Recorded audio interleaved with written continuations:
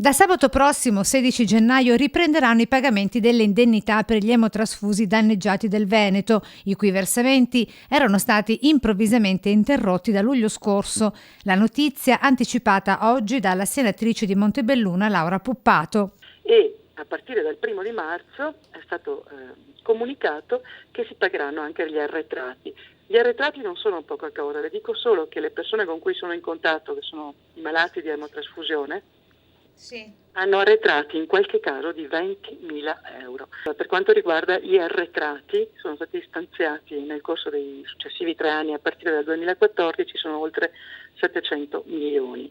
Per quanto riguarda i vitalizi, è stato emanato il dispositivo da parte del governo nazionale, che era quello che attendevamo in subordine, in carenza ancora di fondi adeguati, per riuscire a mantenere fede all'impegno di garantire mensilmente quello che chiamiamo vitalizio, che è nient'altro che la pensione di cui godono le persone che sono state danneggiate 2 volte da parte dello Stato.